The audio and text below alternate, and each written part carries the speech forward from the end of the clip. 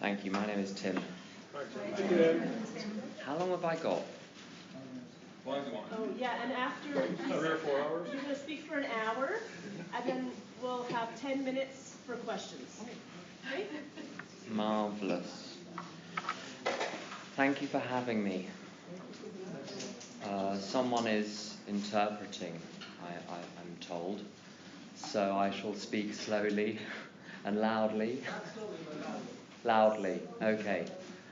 I was very impressed in the first session at the quality of the program here, and rather like someone shared in the first session, I felt rather embarrassed to share. I was thinking mostly about not having sugar 1 hour at a time. I think you've all got a far better program than I have, but anyway, I'm sitting here this evening, and I have a very odd history with recovery. I wish I had a neat and tidy Al-Anon story, but I don't. I have an Al-Anon story which is mixed up with my story of recovery in other fellowships. And if you take 4 or 5 different coloured pots of paint and pour them into one pot, you cannot then separate them. You can't get the original paints back. So I don't know whatever I say, I don't know where it came from, who it came from, I know sometimes which book it was found in, but not always. So if anything I say helps you, wonderful.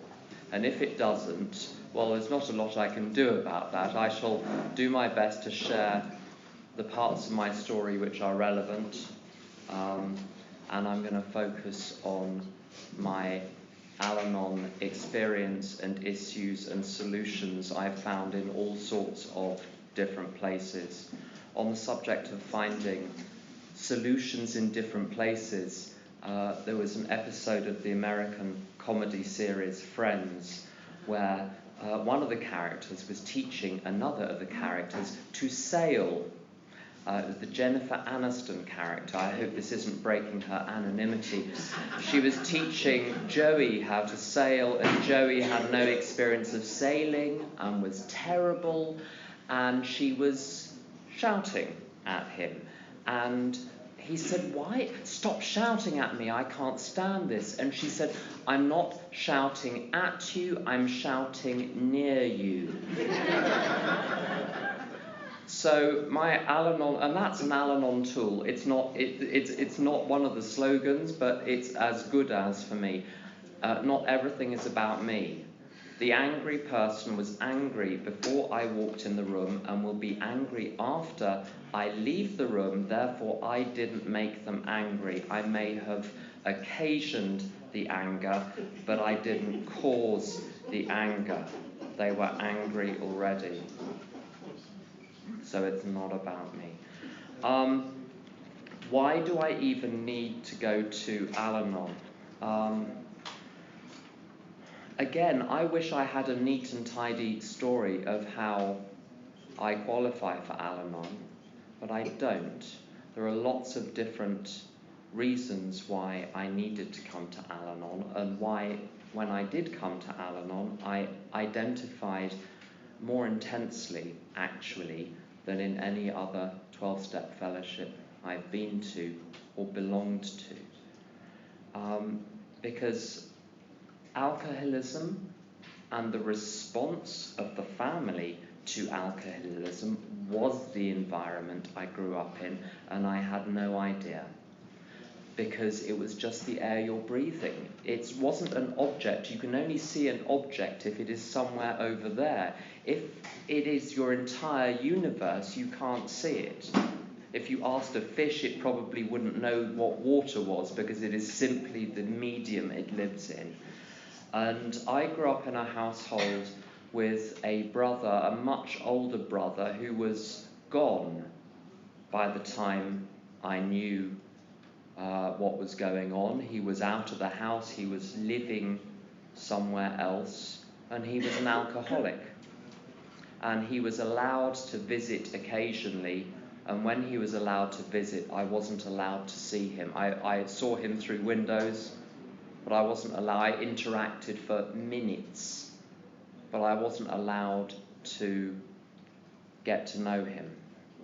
And we received a phone call one day from a police officer from another part of the country with an accent I didn't recognise, to say that my brother had committed suicide as an alcoholic who, I discovered decades later, had been in AA and had left AA and had started drinking again and had committed suicide. Except in my family, we didn't use the word alcoholic. We didn't use the word suicide. But you know, because you've seen the person with the bottle of whiskey and the cigarettes. You see things in dreams that you shouldn't know. And you know what the truth is, and you know you've been lied to. So I grew up in a family deeply affected by alcoholism that would not use the word alcoholic. We had a different word, lazy people. My family had lazy people. And in my family, my mother, bless her, she's 89. She diagnoses every new person in the family, anyone who marries into the family or anyone who grows up in the family, as a lazy person or one of the competent people whose job it is to clear up after them and to stop them from destroying themselves. And I haven't even got to the crazy bit. The competent people in my family, who are very organised and very efficient and very effective and scan the horizon for danger, marry lazy people. That's the crazy bit. My father, God rest his soul, was not an alcoholic, but he was gone a lot, doing things which cost a lot of money, and we don't know what those things even were. But the sense in my family was that there are people in the family who make the family leak. They leak the money, they leak the security, they leak everything, and our job is to stop them from leaking. And the way you stop them from leaking is by shouting at them. And if you shout long enough and hard enough and use all of the other techniques of manipulation, the silence, you know the game where you're silent and they have to guess why you're silent, because if they loved you, they would guess accurately, and so because they don't guess, it means they don't love you, so you're now even more silent than you were before. This was thought of as one of the family tools. When I was 11, I said to my mother I was depressed, and she said, "We are all depressed."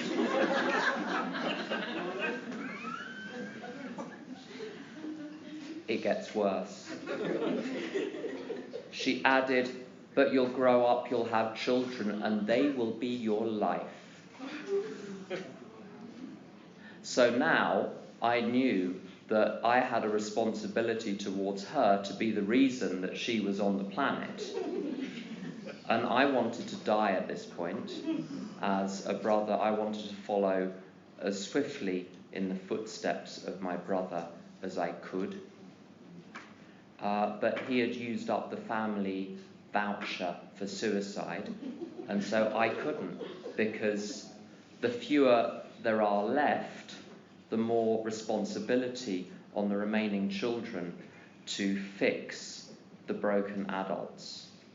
And I have had 6 brothers and sisters of various descriptions. 3 brothers are dead, 2 of the sisters are mentally ill. The 3rd sister is nuts. So there was a lot of pressure. And when my brother committed suicide, it was actually said overtly. if you do well at school, it will take your family's pain away. This wasn't even a covert message. It was a banner over the door.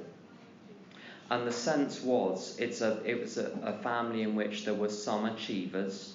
And the sense was, if you had ever achieved, you had to continue achieving, or guess what? It means you're one of the lazy people. And so I was terrified growing up. What am I? Am I one of the competent people who rushes around doing things, or am I one of the lazy people? And it turned out I was one of the lazy people. So I had a short few years of catastrophic addiction, mostly alcohol. But my alcoholism was very closely tied up with other aspects of my Al-Anonism. I've talked about the drunks and the leakers in my family. The other thing about the leakers, my father was one of the leakers, one of the lazy people, one of the addicts of some description or other. He was gone a lot, but when he was there, he was also gone a lot. He wasn't present.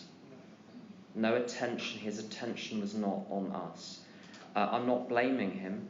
I'm simply describing the experience we had. And so the yearning is to find a way to connect with the people who are absent. And I've spent my whole life chasing after people who run away from everyone and running away from the people that want to connect with me. And then wondering why I'm lonely.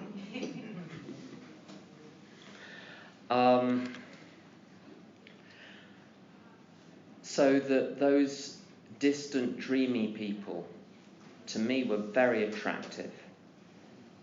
And I found alcoholics. As an adult, I formed relationships with people that were emotionally shut down and distant, and usually had a tiny little bit of a problem with alcohol or drugs, hardly worth mentioning. But everything was taped down. And the other thing about those people who dealt with their emotions with alcohol and drugs was that they could contain themselves. The ones I chose, I know there are different types of alcoholics and addicts. The thing that I was terrified of was there was a lot of shouting when I grew up from my mother.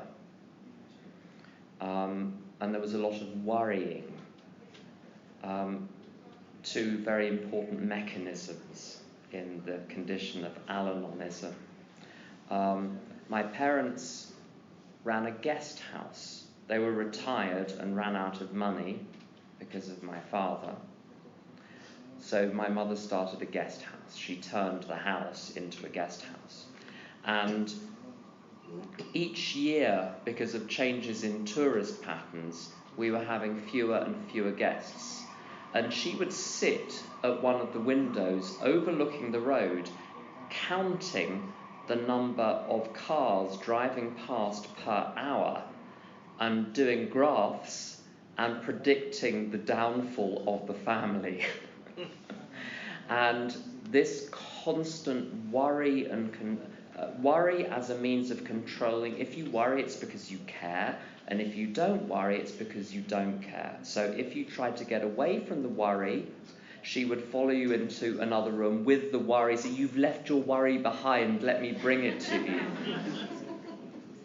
Because if you didn't worry, you were clearly one of the irresponsible people. So this is a little bit of a picture of the family I grew up in. The other thing about the shouters, when you grow up in an environment with people who are gone a lot, and even when they're there, they're gone a lot because they're passed out or whatever, and there are people who are shouting, at least the ones who are shouting notice you're there. And it took me years to see this. There is an emotional payoff for me in being in relationships with people that have a lot of negative emotion about me, because at least they have some emotion about me. And so I've spent my life, strangely, not running away from people from whom others would run away in an instant. And there are various personality types in Al-Anon, I'm sure you've noticed. And I can be all of them on the same day. The 4 personality types, the first one is the doormat. And I started to become a doormat with shouters and angry people. So I would put up with stuff thinking it was completely reasonable, not knowing I was allowed to leave the room or stop the conversation or find someone to make the shouting stop. I would take it and take it and take it. As I say, because there was an odd payoff there. And similarly, with relationships with alcoholics, I've had a lot of relationships with alcoholics. And the 2 main types, actually 3 main types of relationship with alcoholics. There were intimate relationships with alcohol. This is as an adult, intimate relationships with alcoholics. I have sponsored several hundred of them in AA so for what it's worth, I've been sober in AA for coming up for 25 years. My first Al-Anon meeting was around 24 years ago. And there are some other fellowships too. 46 now, to save you doing maths late on a Thursday evening in Jerusalem. The doormat. I would be a doormat with alcoholics I was in a relationship with. I would let them get away with stuff because there is a particular form of intimacy that I found with alcoholics that I couldn't find with other people. And it's very difficult to describe, and not everyone in Al-Anon has experienced this. When I've shared this before, some people totally get it, others are completely blank. So if this that you don't relate to, then don't worry, you're not the only one, you can still stay in the room. But I found it the other day in the book Discovering Choices, which is one of the Al-Anon books that I love very greatly. It's about a man who's in a relationship with a woman who is an alcoholic. And he says, one day she was a sober alcoholic but starts drinking again. Then one day she had some drinks at a business meeting and our evening plans changed. She got drunk, which I enjoyed, since she was far more physically affectionate to me than she had been previously. I enjoyed the affection, such as it was, but it got me wondering about how much she actually liked me, or whether it was just alcoholic behaviour that had nothing to do with me. And I would experience alcoholics, when drunk, being capable of an intimacy they were not capable of sober, and so unboundaried I could connect. Whereas healthy people, there were so many layers of boundary and learning to get to know them. Who has the time for that? I needed to go straight to the result. And with an alcoholic, I could get it. Except I've been on the other side of that equation and I know what's going on. My friend Tom, who's been sober since 1976, he says, and in Al-Anon since 1978, talks about alcoholics and addicts. The alcoholic addict bit of the brain being shared with lower animals, with mammals and with other mammals and with reptiles. And the example he gives is your pet lizard does not love you. It knows you are the source of flies and heat. These are the two things it needs. Whilst you supply the flies and the heat, it will appear to love you, but it loves the commodity, not you. And as an alcoholic, I used the commodity that other people provided me, whether it was love or attention or respect or validation or money or support. And I never saw the person, I only saw the commodity. And as an Al-Anon, I would be on the other side of that and just not understand why when they were sober, they were not there again. Where is this person gone? It was a complete mystery to me. I just didn't understand it. And if I can share some lyrics from a song which is not conference-approved literature, so if you only want to hear conference-approved quotations, get some of the cheese from the table over there and put it in your ears for about a minute or so, then you'll be safe.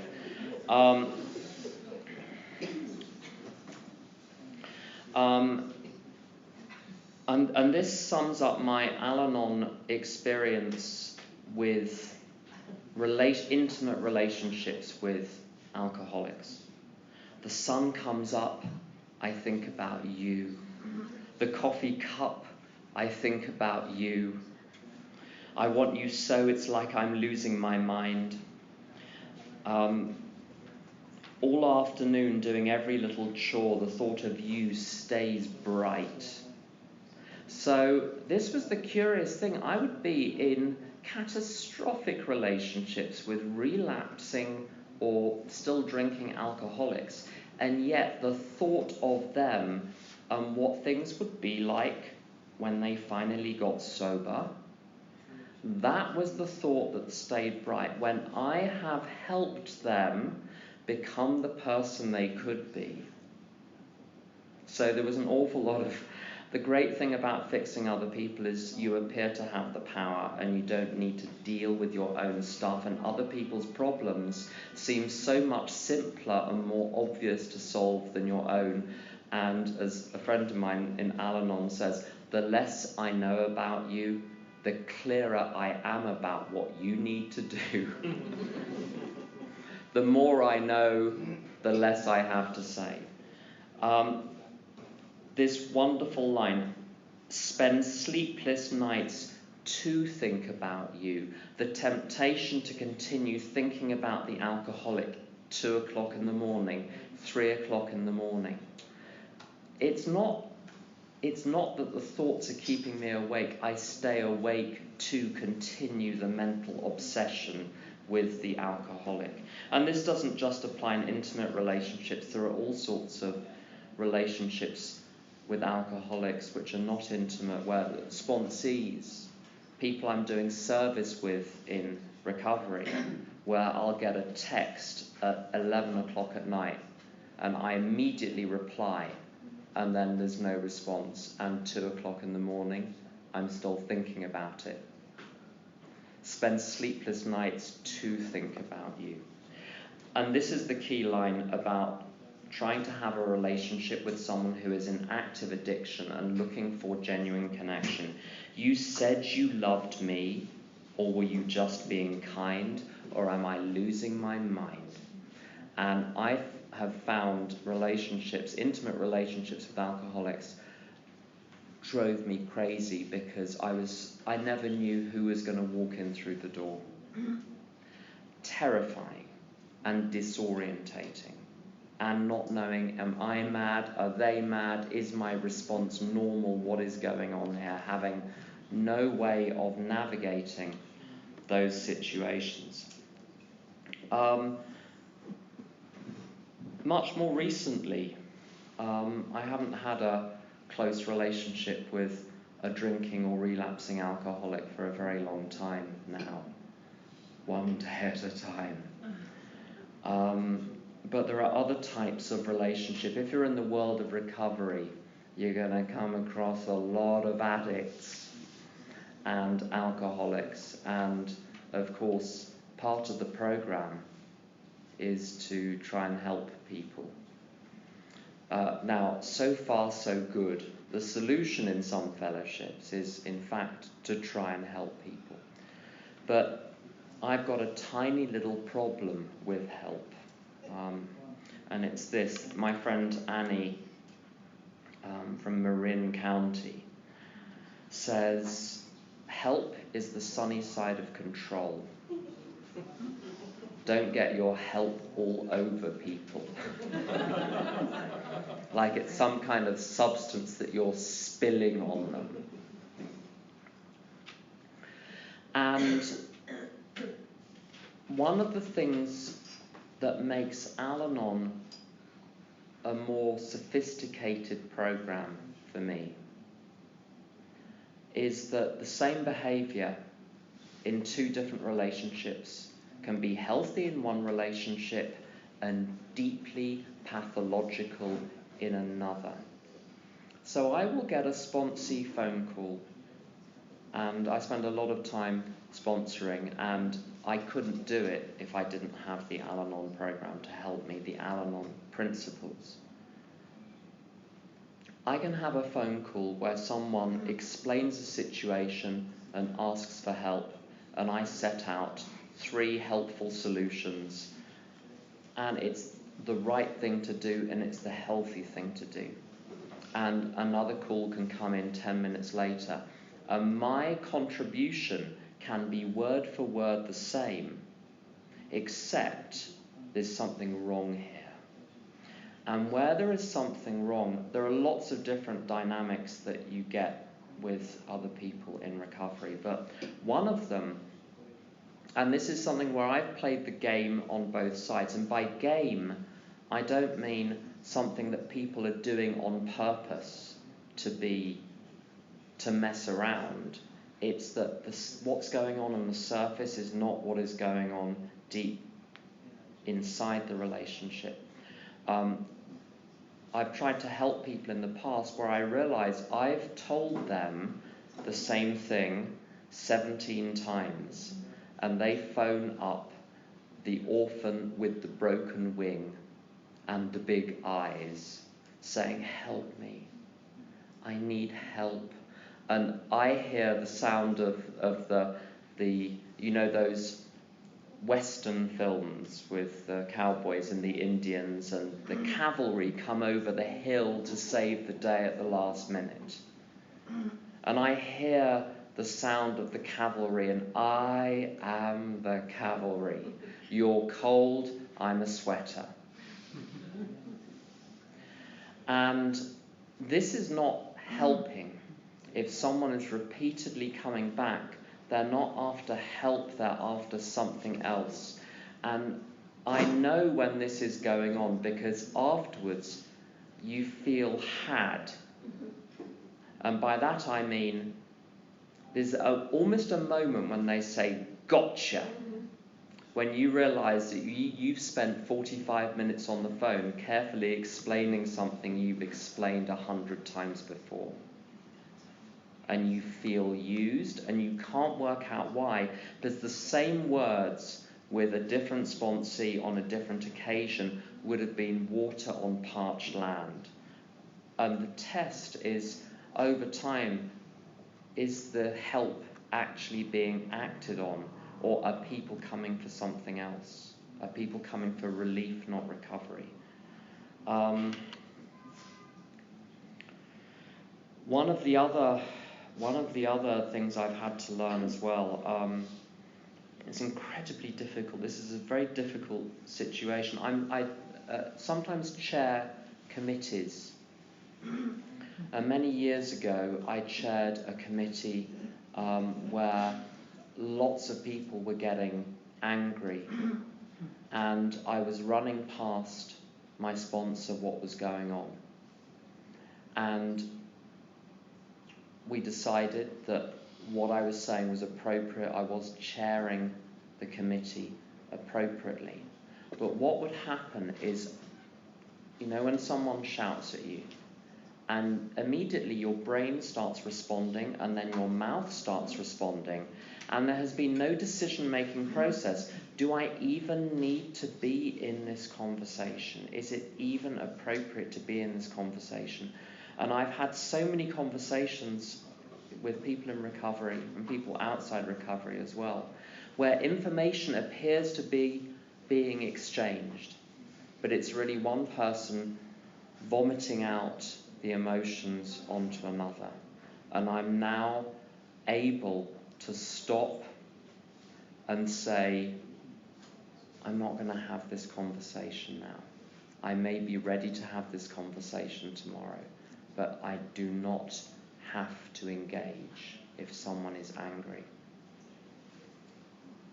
And the image a friend of mine gave for this is, you see that when you have a discussion with someone that's angry, when I have a discussion with someone that's angry, I tend to get angry myself because I want the other person to see things the way I want them to see things. And so I now have an investment.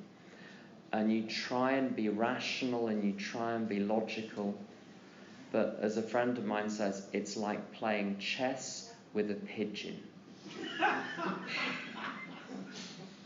It doesn't know any of the rules. It struts around the board. It knocks the pieces over and then acts like it won.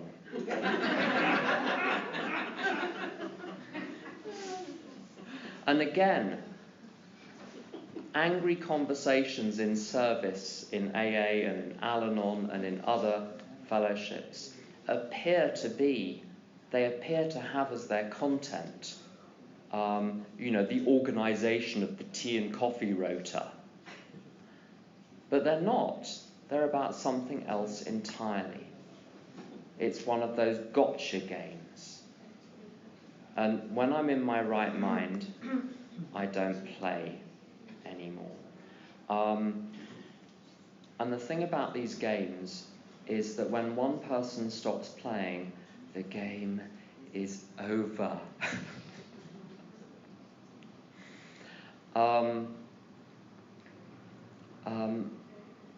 My poor old mother was very angry for very many years, for reasons I understand, and honestly are good reasons. But lots of that would get projected onto me, and I tried responding angrily. I tried responding rationally. And just on the rational point, sometimes, as a friend of mine says, I'm educated beyond my intelligence level, which means that sometimes I need very, very simple things pointed out. And this is, it's on a section called Tools for Detachment in the book Making Crises Work for You. And this is one of my favourite lines. Accept the fact that you will not get healthy behaviour from a sick person or logical statements from an illogical person. And I've spent years trying to talk logic and reason into people. And apart from the fact there's a little more to life than logic and reason, I've finally learned I can't control that any more than I can the use of alcohol or other substances.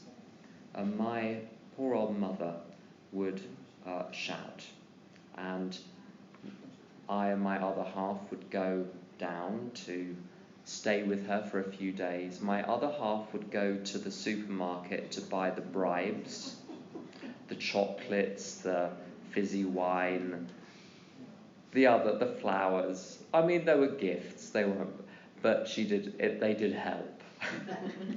Let's be frank. And when my other half was gone, my mother would use that opportunity to let rip at me. And I discovered It was extraordinary. For years, I did not know how to respond. Shouting didn't work. Being logical didn't work. Being rational didn't work. Being practical didn't work. Being silent was the worst of all. Something had to change in me. That was the surprise. I had no idea the problem was not how I was behaving. The problem was that there was something broken in me. And this is what this is all about. So I've talked a lot about them and how that affects me. But the problem lay in me. And I discovered with my own mother that that game is only possible if the software is installed for the game inside me. It's a two-player game. Without someone else with the software installed, the game cannot be played. I needed to deinstall that software. And I'm going to talk about how I reached a position of peace with my own mother. And that process I replicated across all of my other relationships. Just to spoil the outcome, I have a lovely relationship with my mother now. We speak every day. There was a year when we spoke only once. So this is a difference. This has worked. But something needed to change inside me. The software needed to be deinstalled. And the truth was, there was underlying resentment against her that I understood rationally, but I hadn't let go of. And I found solutions, practical solutions in all sorts of places. But the fundamental solution that I found to my internal problem has actually come for me through the big book of Alcoholics Anonymous. It took me a long time within AA to even start using the big book as an effective tool.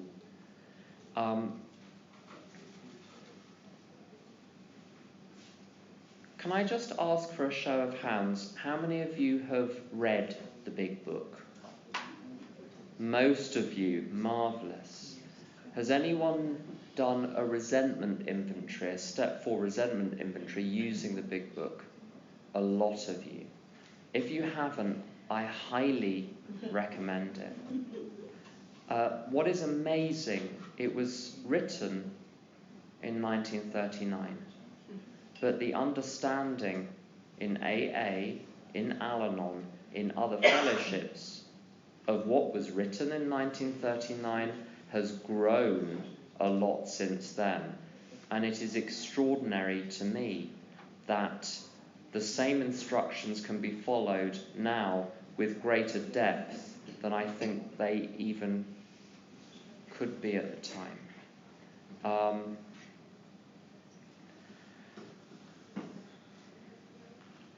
I spent a lot of my life thinking that whenever there was an emotional reaction on my part to something,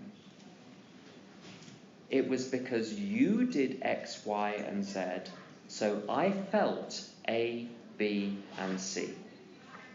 I did not realize that I was the one who was producing my A, B, and C by interpreting the X, Y, and Z. And what I've done in the step 4 resentment inventory is learnt to take full responsibility. And sometimes people say, well, I don't know where I stop and the next person ends. And I understand that sentiment because action, reaction seems so instant. It feels like you know when they come in through the door and you know they've had a bad day, and you can't relax until you found out what the bad day was and fixed it and get confirmation that they're now okay, and then, we can all relax now. It feels like everything is all enmeshed. Again, for my over-educated mind, I needed a very basic thing to be pointed out. You, individually, collectively, are responsible for your actions, your thoughts, your beliefs, your values, your emotions, and your internal world. I am responsible for my actions, my thoughts, my feelings, my values, my beliefs, and my internal world. End of story. So when I'm upset, my question, I need to know what you have done, but that has not caused my emotion. My emotion has been caused by my interpretation of what you have done. And I think of my mind as being like a huge corporation with lots of departments which do not work well with each other. And I have a department called the Risk Management and Planning Department. It has an overall blueprint for the entire universe. It knows specifically what everything should look like, how everyone should behave, how everyone should vote, where borders should lie. Very clear on borders. Very clear on all sorts of things. Whose money is really whose money? And one of the sub-departments is a sort of surveillance department. It is constantly examining everybody else's behaviour to determine whether or not it matches the script. And I've chased lots of things in my life, but if this were an AA talk, I might talk about money and sex and power and prestige and all of the obvious things the ego goes for. On the Al-Anon side, I want comfort. And what does comfort mean? Comfort means safety. What does safety mean? I had this idea when I was growing up that if you were perfect, they couldn't get you. If you were perfect, if you outperformed everyone, you could keep the world at bay. So you needed to be perfect to keep yourself safe. And so this little department in my mind, in permanent overdrive about making sure that I am demonstrating to you my perfection, or else the whole structure will crumble. If I can't look after me, who will look after me? That incredibly important idea of safety. Where am I going to find it? And I spent years trying to find it by several means. Being perfect myself, getting rid of your imperfections so they didn't leak onto me. Part of my mind will see other people as untidy rooms that need to be tidied. And once all of the rooms are tidy, I can go to bed. Completely nuts. So my negative emotion has always come not from the events that happen out there, but from my comparison of those events to my blueprint. There is always a judgment. It goes event, comparison, judgment, rage. Or fear or rage. They're the same thing, but you lift up fear, there's rage underneath. You lift up rage, there's fear underneath. And if I was ever going to be comfortable with my mother, I needed to lose the judgment. How could I lose the judgment? I blamed her for the way I was. If I hadn't had this childhood, you know the story. But the worst thing, the thing that I could not easily get rid of, was seeing my mother as an unhappy woman then in her late 70s. This was around 10 years ago, this big change happened with my mother. Thinking, She's lost a number of children. She's now lost 2 husbands. She's isolated. She is reclusive. She's not British. She was from a European country, and some difficult things happened in my family during the war, which she never got over. Thinking she is never going to be fixed. She is never going to be well. And I cannot bear the sadness of seeing a life gradually dwindle without ever having shone. And my blueprint for the universe is basically this: everyone has to be okay all the time, or I can't go to bed. And so I developed a couple of other, I talked about the doormat character. I had a couple of other characters. One of those is the bulldozer. So implementing my plan, I don't care who is in the way, this is how it's going to be done. The controller. And this is where I go around fixing other people's lives so that I can give myself the illusion that problems can be fixed by human intelligence, because that gives me comfort. I can fix my own. And finally, the victim, where everything that happens around me seems to affect me with a higher volume than anyone else. And how I'm affected by other people is dependent on the demands I have of them.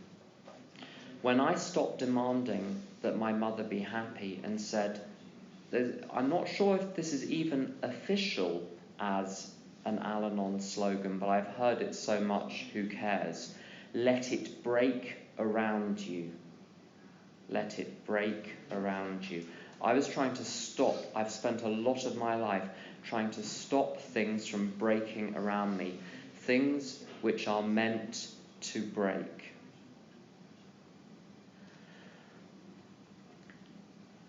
That's a lot about the problem. What was the solution for me? There's a wonderful line in the big book where this is the forward to the... Oh, one thing on my mother. When I stopped judging her for being unhappy, that's what it was. I was judging her for being unhappy and thought I wouldn't choose for her to be unhappy, but I'm going to withdraw. It's not, I'm going to continue judging it, but accept it. That's not real forgiveness. It's not real forgiveness to maintain the judgment, but to wrap it in gold paper of fake forgiveness. The job is to remove my judgment so it becomes neutral. So I saw her unhappiness as a neutral thing. That is, I'm not angry at you, I'm angry near you. She wasn't unhappy at me, she was unhappy near me. I could relax in myself.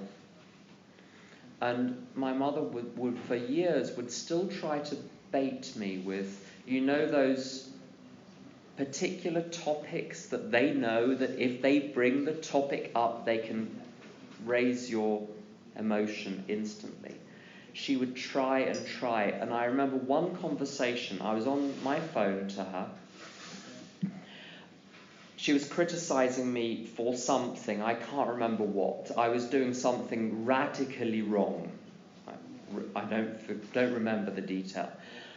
And she was saying, what do you have to say about that? And I just said, I don't know. I really don't know. And she carried on with her evidence that she should have been a lawyer, that the prosecution continued its case, and she kept checking. So, what are you going to say? She wanted to play the game. And finally she said, you're not going to respond, are you? And I said, no. And she did the most extraordinary thing. She laughed. She hasn't tried it again. The change needed to happen deep down inside me, and then it started to change in her. Where the solution comes from, I was reading this with a sponsee just this afternoon. Forward to the first edition, we of Alcoholics Anonymous are more than 100 men and women who have recovered from a seemingly hopeless state of mind and body. Mind comes first out of those two. Later on in the same paragraph, it says, many do not comprehend that the alcoholic is a very sick person. And I can diagnose my degree of spiritual sickness at any given moment by asking myself, am I at peace? Or is there chattering going on? Are there stories being told? And to take you to the end, when I now look back at my childhood, I was hurt not by any of the things that happened, but by the story I told myself about those things. Now, I'm not blaming myself for those stories, because I was taught by people how to tell stories about things that happened. I just copied their method. So this is not about blaming people, but it's about taking responsibility. People say you cannot change the past, but the past, when I sit here, is a story about what happened. And so the past can be changed. And my whole step 4, resentment inventory, is all about how I thought that I was something more than a spirit temporarily trapped in a communication device called a body. My ego full of plans for sex and money and power and prestige and comfort and thrills and appearance. All of those things beyond me, which I thought were me. And the truth was, the spirit in me has always been safe. But while I thought I was something else, there was an advert for an advertisement on the television in Britain many years ago for someone who had some sort of sore on her lip. And part of the advert, and the cream would take away the sore on your lip. And you would see her with this motorcycle helmet on, cycling and at the swimming pool and at the gym and at the office, because she was so ashamed at having this tiny thing wrong with her lip that she had to wear the motorcycle helmet. And this is what I've learned as being identified with my body. When I look at my body and feel ashamed about anything of it, it's because I've mistaken myself for a piece of physical matter. And it's the same when I'm identified with my job. Someone criticizes my work. I'm not the piece of work I've done. I'm not even any intellectual ability or expertise. Those are just tools I've been using. I'm not the instrument, I'm the person using the instrument. I'm not those things. I'm not the country. I'm not my strange mixed up history of nationalities. Those are not me. That's where things have been, but it's not me. And I now know that my mother is safe, even on days she can't see it. I know that the person she really is safe, which is why it's not broken. There is nothing even broken. There is a journey happening there. There are some experiences happening there. My sponsor he won't call himself a mystic, but everyone calls him a mystic, whatever being a mystic means. And he says, you chose this particular visit to the planet because there must have been some lesson you wanted to learn. Now, I'm not a theologian, so I'm not going to comment on whether that accords with any traditional teaching. But it makes sense to me.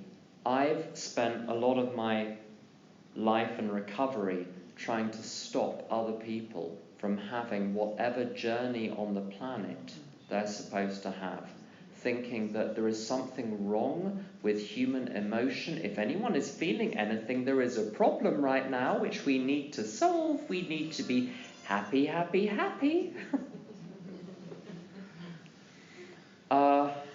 And I've learned it's fine for me to have a full range of human emotions, and it's fine for the person I'm with, the people I'm with, to have a full range of human emotions. A friend of mine went on a course with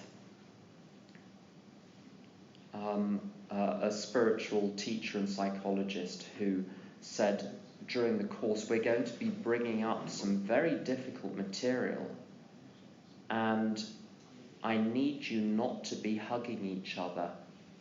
I need you not to do that so you can actually feel something without other people trying to take it away or distract you with physical affection. And it was fascinating because I was brought up to, it's the Western mentality of don't have anything wrong with you. If you have something wrong with you, get over it quickly. If you can't get over it quickly, keep your mouth shut about it. If you have something wrong with you, if you can't get over it quickly, if you refuse to keep your mouth shut about it, please go and do it somewhere else. And if you insist on staying, have the grace to look ashamed. And Al-Anon, for me, has been the antidote to that. Going to meetings where people at the beginning, they go around the room saying, how do you feel today? And someone's saying, today I'm depressed and anxious and upset and angry, and then 19 other descriptive words. And then everyone says thank you, which I think is wonderful. To forgive people in step 4, I needed to drop all of my judgments. And to drop my judgments, I needed to drop my analyses. To drop my analyses, I needed to drop my perceptions of what was going on. Our old ideas, it tells me on page 58, need to be let go of. Why? Because they avail us nothing. Our efforts avail us nothing if we don't let go of the old ideas. And the image someone gave to me was if you have a bunch of balloons attached to the ground with 100 pieces of string, and you cut 99, but there's one left, the balloons will still remain attached to the ground. It's the 100th balloon. It's the 100th piece of string which releases all of the balloons. And so in my step 4, I don't just get people to write and read out. I get them to say the prayers on the top of page 67. God save me from being angry because I am the one who is in trouble. This is a sick person, i.e. this is a person who is today maybe cut off from the higher power. How can I be helpful? Footnote, keep your mouth shut. Mind your own business. Thy will be done. And to withdraw all of the judgments by withdrawing my allegiance to my perception of reality. Because my perception of reality is not what is actually going on. It's the film I'm projecting against the blank wall of reality. reality is just a great big white wall which I'm telling a story about. And that's why it's legitimate to withdraw the story. I withdrew the story about you, and I started to see real live people there. But that wasn't all. 2 more things, and then I'm going to wind down. I needed to make amends to everyone for everything. To leave no stone unturned, no ill, however small, unamended. There was a 20-franc note I stole in 1981, and I needed to do something in my step 9 about that 20-franc note that I stole.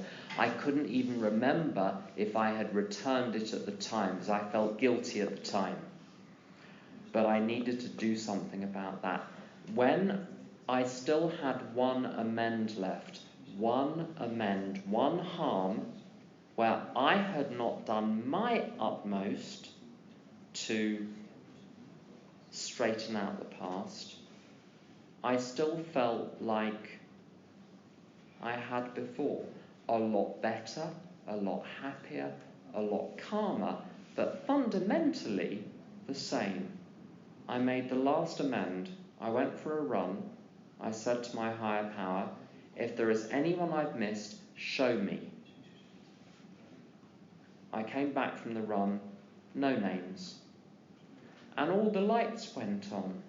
And I realised I'd been spending my whole life in a form of darkness that I couldn't even see because it was the fabric of my world. And for the first time in my life, everybody around me, I went to an AA meeting, and I realised I was in a room of human beings, and I was amazed because I had not realised what human beings were. There's an Emmett Fox story about a girl who's watering a garden with a garden hose, and there's no water coming out, and she needed to take her foot off the hose for the water to come out.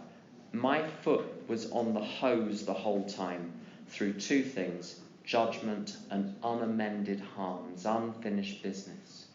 And then the real business of living started. And my life is very simple today. I get up in the morning, I say to my higher power, what would you like me to do today? Occasionally there's forward planning, but not a lot. And the things that I do today fall under 3 headings. Heading number 1, I need to do things that look after my life. Otherwise, I can't be any good to anyone. I would love to quote an AA member from Glasgow on this point, but I'm not allowed to swear, and it loses its impact. Oh no, you really don't want the Glaswegian version. The state version is, you're of no good to anyone if you're in a terrible state yourself. Put your own oxygen mask on before helping the child or insane adult next to you. Second thing that I'm doing during the day, fulfill my obligations. I don't have a purpose in my life. God is in charge of my purpose. I have tasks delegated by my higher power. Sometimes it will be go to work. Sometimes it will be work when I'm at work. Sometimes it will be cook the dinner for my other half. Sometimes it will be go and visit my mother. Sometimes it will be answer the phone to my sponsees. Sometimes I'll get an email from someone I've never met before in Israel saying, can you do a Skype chat? And I say to my higher power, Skype? Really? And my higher power says, check your bank account. So I checked my bank account and said, shall I come? So I did. I didn't judge this, I just asked and did what I was told. I don't need to look after what you think about me, what I think about me, how you treat me, what I want, what I need, or my money. God is there for that. I need to take care of the tasks that God delegates to me today, and the task that I've just been delegated is to shut up. So I'm going to stop the formal part of this right now. Thank you for listening.